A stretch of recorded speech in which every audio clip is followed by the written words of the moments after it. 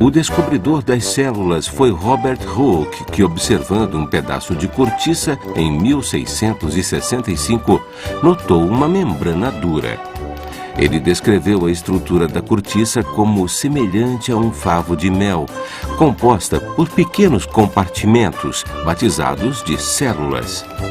Na mesma época, outro microscopista, Nehemias Grau, observou atentamente tecidos vegetais e reconheceu que eram de natureza esponjosa. Mais tarde, em 1676, usando outro microscópio, Anthony van Leeuwenhoek, na Holanda, conseguiu observar pela primeira vez uma série de células vivas: bactérias, glóbulos vermelhos do sangue, espermatozoides e protozoários. Olá, gente. Hoje nós vamos falar sobre as características gerais da célula. Na realidade, uma célula é uma estrutura única. Os seres podem ser formados por uma única célula ou por tecidos compreendendo várias células. As funções, as formas, a maneira pela qual a célula se apresenta vai depender de vários fatores. O meio externo, o meio intracelular, a função desempenhada por ela, o local de ação dessa célula. Vamos escutar agora um pequeno texto a respeito da teoria celular. Vamos lá. Afinal, ainda não se conhece vida sem células.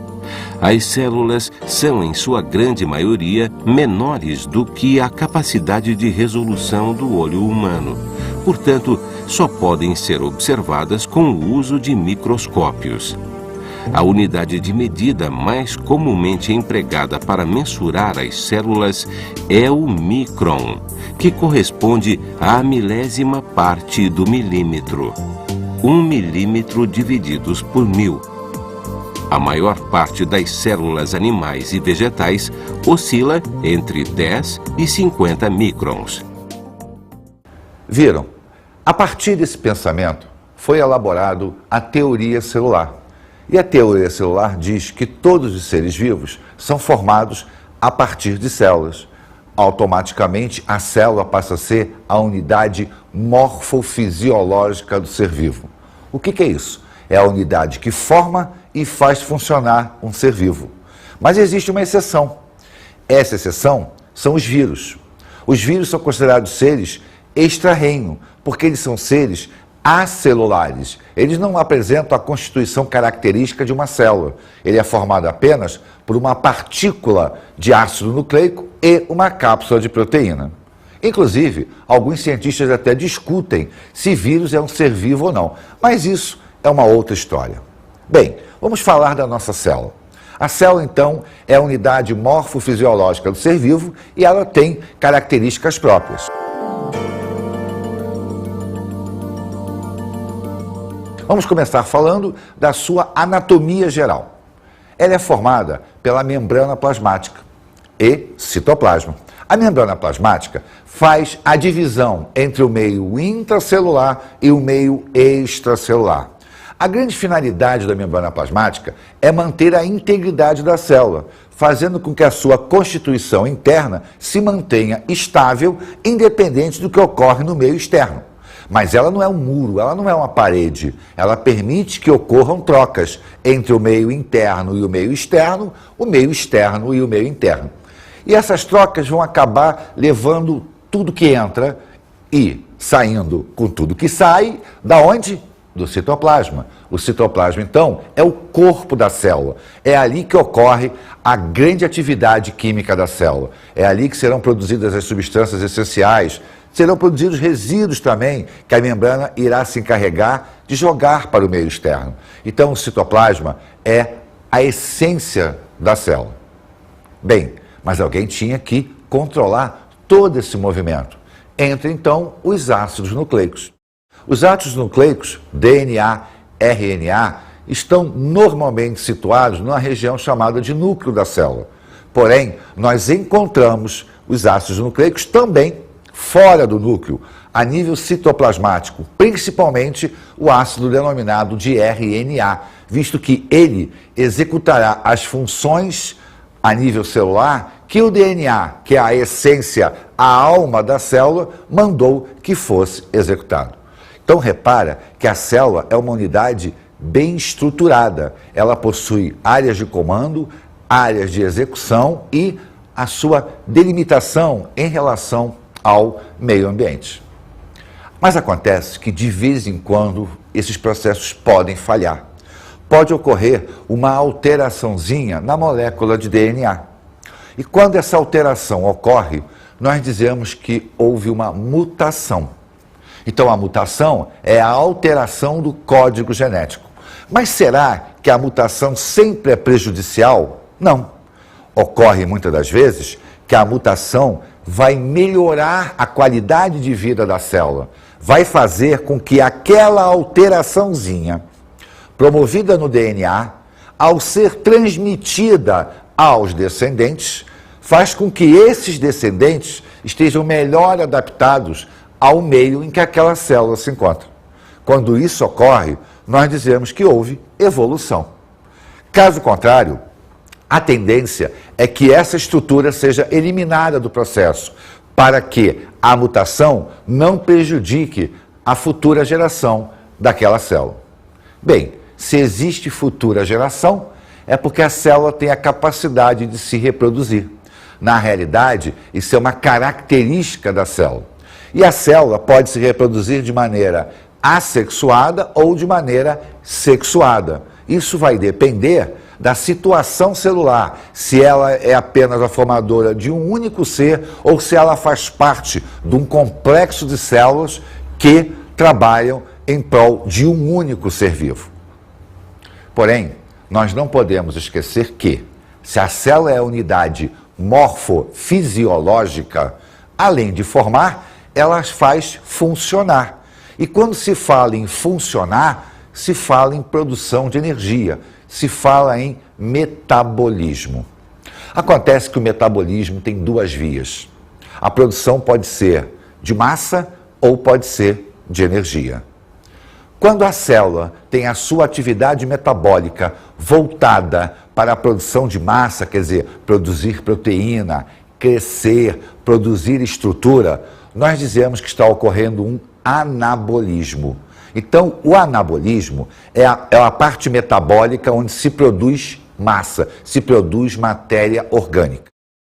Quando a célula está produzindo energia, nós dizemos que está ocorrendo um catabolismo. Então, a atividade catabólica é produzir energia, retira a energia da matéria orgânica e produz energia para que toda a estrutura celular possa funcionar. Então, repara que a célula é pequenininha, mas ela é um complexo de atividades bioquímicas para que um ser vivo, seja ele unicelular ou pluricelular, tenha a capacidade de sobreviver no grande ecossistema denominado de Terra. Vamos ver agora a classificação das células. Inicialmente, a célula pode ser classificada quanto à existência ou não da carioteca. A carioteca é a membrana nuclear, ou seja, é uma membrana que separa o núcleo do seu citoplasma. Se a célula não tem essa membrana, nós dizemos que ela é uma célula procariota. Ou seja, a célula procariota é aquela que não possui o seu núcleo individualizado. Quer dizer, ele não tem a membrana que o separa do citoplasma, mas ele existe. É o caso, por exemplo, das bactérias, das cianobactérias ou cianofícias. Todas as células procariotas formam os seres procariontes. E os seres procariontes estão agrupados dentro de um grande reino chamado de monera. Se a célula possui carioteca, ela é chamada de eucariota. Então, a célula eucariota é aquela que possui uma membrana separando o seu núcleo do citoplasma. Então, nós temos aí um núcleo individualizado. É a maioria das células, presente basicamente em todos os reinos. Todos os animais e vegetais possuem esse tipo de separação nuclear. A segunda classificação seria até a ausência ou não de núcleo. Quando uma célula não possui núcleo, nós dizemos que ela é anucleada. Cuidado, Anucleada é não ter o núcleo.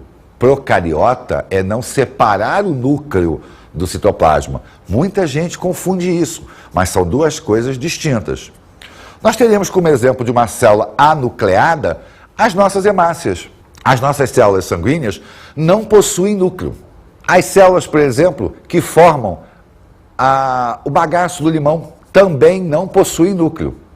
A grande maioria das células são mononucleadas, possui apenas um único núcleo. Esse núcleo, então, controla todas as funções daquela célula. Mas existem células que, dependendo da necessidade metabólica delas, elas vão possuir mais de um núcleo. São as chamadas multinucleadas ou polinucleadas. Nós temos alguns exemplos clássicos do nosso corpo. Alguns leucócitos, algumas células de defesa são multinucleadas ou polinucleadas. As células musculares estriadas, a que controlam os nossos movimentos, também são multinucleadas. Então nós vimos a classificação pela quantidade de núcleo, vimos a célula ter ou não ter núcleo, e a outra classificação é a morfologia, ou seja, a forma da célula. A célula pode apresentar formas geométricas, formas lineares. Essas formas lineares têm uma grande finalidade. A maioria dessas células tem a capacidade de revestir, tem a propriedade de proteger uma parte do nosso organismo. Na realidade, os tecidos formados por células geométricas, células lineares, são tecidos de revestimento. Então nós temos várias formas, células cuboides, células prismáticas, células cilíndricas. Ou seja, essas formas são lineares para que possa ocorrer um acoplamento perfeito entre as membranas plasmáticas das várias células e, com isso, formar um tecido compacto, um tecido de proteção. E existem células de formas não lineares, células fusiformes, células estreladas. Cada uma delas terá a sua forma dependendo da função exercida. Por exemplo, as células musculares lisas têm um aspecto fusiforme. Por quê? Porque o tipo de contração exercido pela musculatura lisa, que é o movimento peristáltico, é melhorado a partir dessa estrutura morfológica da célula. Então, a morfologia celular depende e muito da função exercida por ela. As células também podem ser classificadas de acordo com seu tempo de vida. Isso se chama classificação de Bisozero. E essa classificação enquadra as células em três modelos. Uma célula pode ser lábil, uma célula pode ser estável, uma célula pode ser perene ou permanente. Uma célula é dita lábil quando o tempo de vida dela é curto e ela não tem a capacidade de se reproduzir. Um exemplo clássico são as hemácias. Como as hemácias não têm núcleo, elas perdem a capacidade de mitose. Ou seja, à medida que ela envelhece, ela será incapaz de se reproduzir. Consequentemente, ela nasce e morre, sem que possa gerar descendente. Neste caso, nós dizemos que a célula é lábil. Uma célula é estável quando ela é capaz de se reproduzir. Ou seja, ela vai nascer, vai se desenvolver e, num momento determinado da sua vida, ela entra em processo divisional, ela se reproduz. Com isso, os tecidos são constantemente renováveis. Grande parte das nossas células fazem isso. Por exemplo, as células do tecido conjuntivo, que estão constantemente sendo trocadas, substituídas. Essa capacidade mitótica dela confere à célula a classificação de estável. Mas existem algumas que, após a sua diferenciação a nível embrionário, perdem a capacidade de se reproduzir. Não porque não tem um núcleo, mas sim porque o grau de especialização delas é tão alto que alguma coisa teria que ser deixada de lado, e foi justamente a capacidade divisional. São os neurônios, por exemplo, as células nervosas. O grau de especialização de um neurônio é tão alto que ele perdeu a capacidade de multiplicação. Nós podemos classificar também a célula quanto ao volume. Só que quanto ao volume, existem duas leis que regem esse raciocínio quanto ao tamanho da célula. Vamos escutar um pequeno trecho a partir da lei de Spencer. Para uma melhor compreensão dessa relação, vamos observar a lei de Spencer, segundo a qual a superfície celular varia com o quadrado da dimensão linear e o volume com o cubo da mesma dimensão. Bem, a lei de Spencer diz o seguinte, olha só. Vamos imaginar uma célula aqui que tenha um raio linear igual a 1, a sua área, sua superfície igual a 1 e o volume dela igual a 4. Quando a célula cresce, todas as dimensões vão crescer também. Só que, se eu pegar este raio aqui e dobrar o tamanho dele, o que vai acontecer com a área? A área vai ser o raio linear ao quadrado, mas o volume vai ser ao cubo. Então, a proporção aumenta consideravelmente. O volume dela cresce muito mais do que a área. Isso faz com que haja um disparo no mecanismo mitótico da célula e ela então entra em divisão celular. Por dois motivos.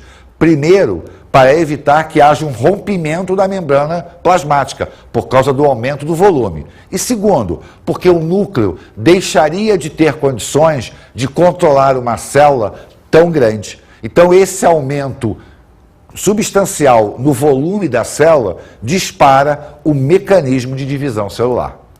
A segunda lei é a lei de Driesch. A lei de Driesch, ou lei do volume celular constante, diz que o volume celular é constante nas células de um mesmo tecido em indivíduos de mesma espécie e em mesma fase de desenvolvimento, não interessando o tamanho dos indivíduos. Bem, o que essa lei quis dizer? Ela quis dizer que o volume da célula é constante, dependendo, obviamente, de cada tecido e para o mesmo indivíduo. Isso significa dizer que quando esse volume aumenta, a célula automaticamente entra em divisão celular, para que esta relação seja mantida constante.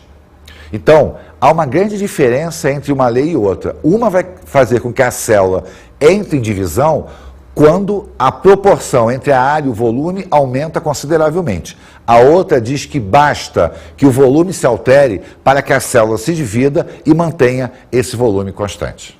Bem, uma outra classificação a nível celular é quanto ao seu tamanho. Uma célula pode ser microscópica ou macroscópica. As células microscópicas são aquelas que tecnicamente não são observáveis a olho nu, ou seja, onde a sua dimensão é menor do que 0,1 milímetros. E existem células muito pequenas realmente. As menores células que nós conhecemos são as chamadas PPLOs. Porém, existem células macroscópicas, aquelas células que nós olhamos e já conseguimos identificar. Um exemplo é a gema do ovo da galinha. Na realidade, a gema é uma única célula, é o gameta feminino. Então, aquela célula é uma célula macroscópica, ela é facilmente observável a olho nu. Já a célula microscópica depende de equipamento óptico, que é o chamado microscópio.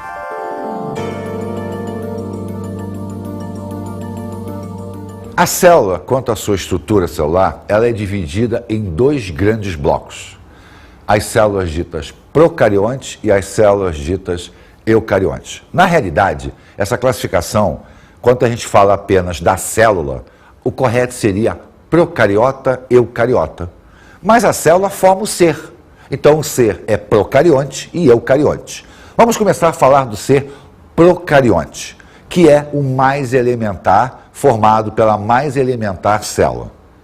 O ser procarionte, a sua célula, não apresenta núcleo individualizado, então ele não tem membrana nuclear. Se ele não tem membrana nuclear, ele não possui nenhuma estrutura membranosa. Então, todas as estruturas que uma célula normal tem, a célula procariota e automaticamente o ser procarionte não possui.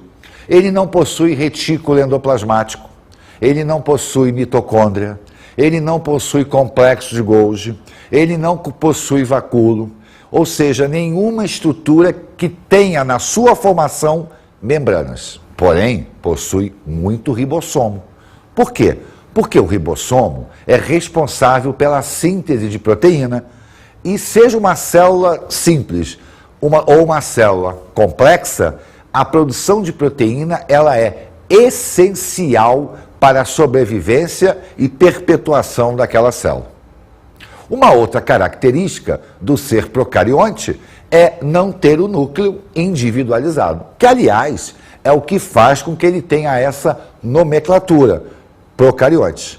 Então, o núcleo não é individualizado justamente porque não tem a membrana, mas ele existe. Normalmente, existe uma área dentro do citoplasma onde ele está, é uma área mais condensada, é normalmente chamada de nucleoide.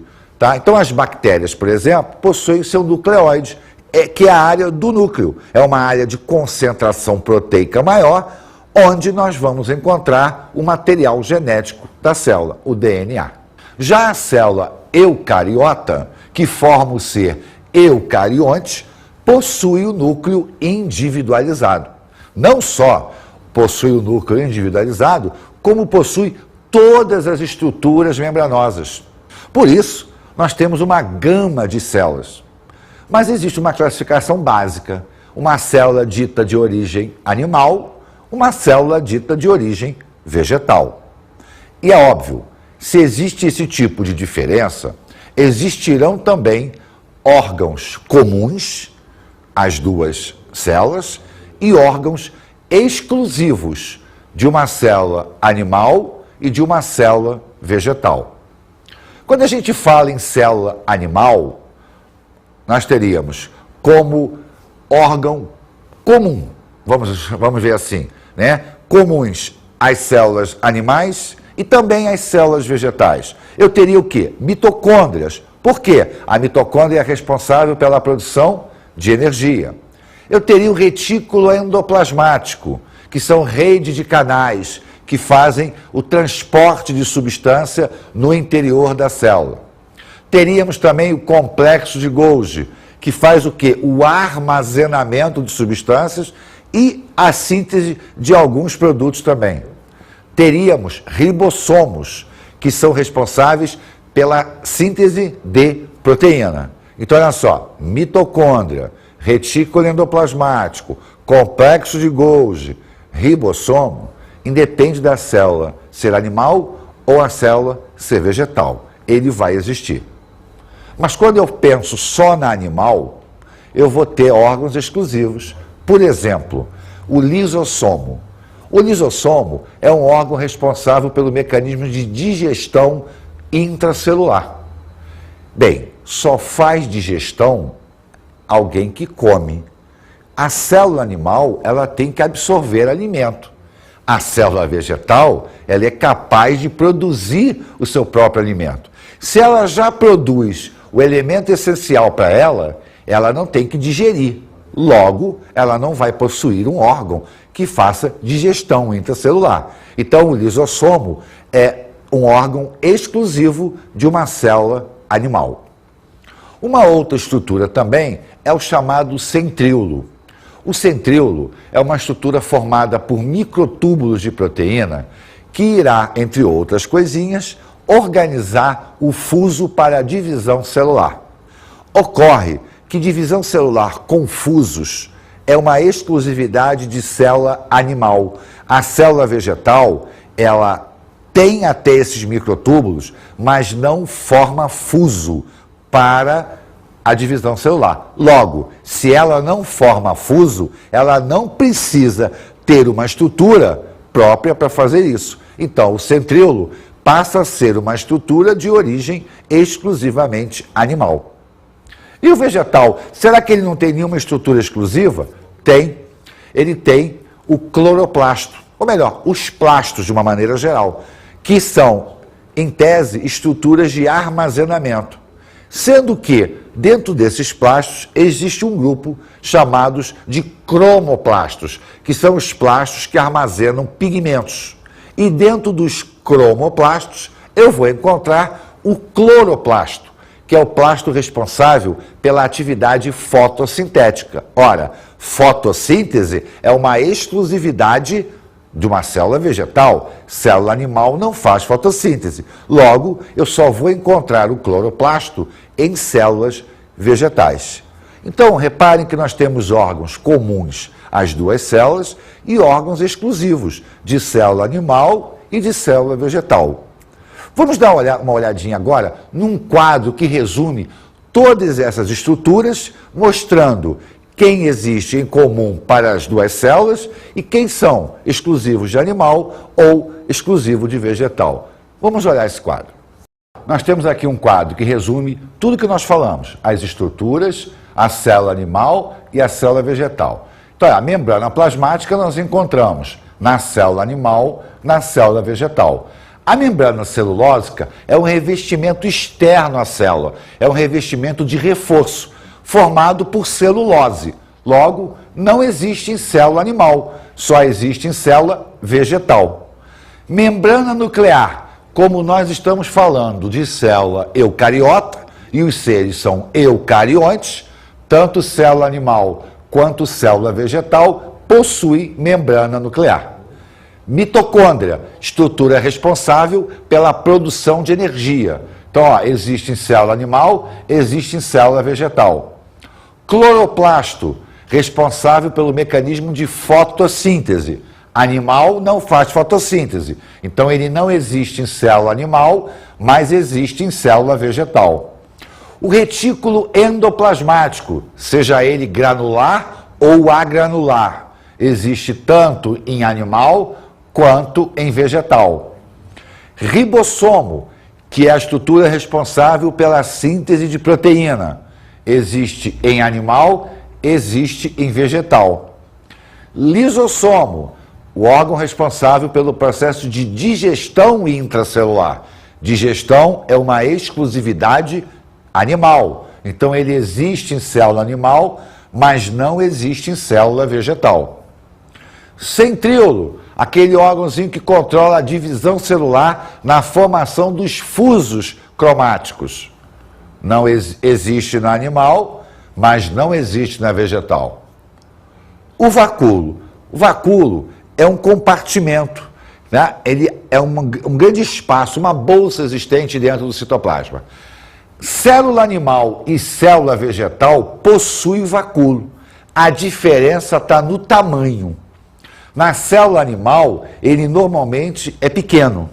Na célula vegetal, ele é bem grande. Agora, repare o seguinte, em célula animal, ele normalmente é pequeno, porque em determinadas situações especiais, ele pode ser grande, como é o caso do adipócito, a célula que armazena gordura. Essa célula possui um grande vacúolo de armazenamento lipídico. É uma exceção? É, porque a maioria delas, os vacúolos são pequenos, mas esporadicamente pode acontecer de em célula animal você ter um vacúolo grande.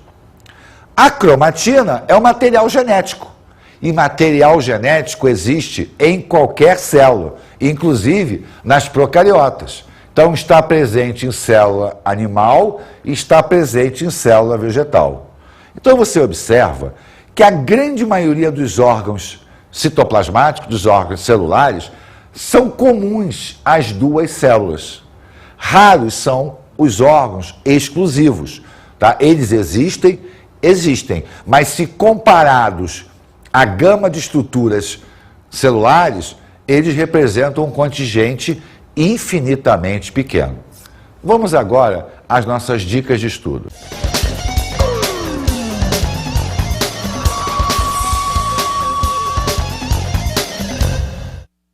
Eu diria para você o quê? Olhe a estrutura como um todo. Pegue a célula e olhe ponto a ponto todas as suas características. Analise exatamente cada ponto da evolução do processo. As diferenças, célula procariota, eucariota, o que existe numa, o que existe na outra, quais são as características de uma célula de origem animal, de uma célula vegetal. Veja as teorias, as maneiras como se classificam as células. Estude característica geral da célula como uma sequência lógica e não com tópicos isolados, para que você possa entender como o organismo pluricelular pode desempenhar as funções que ele desempenha.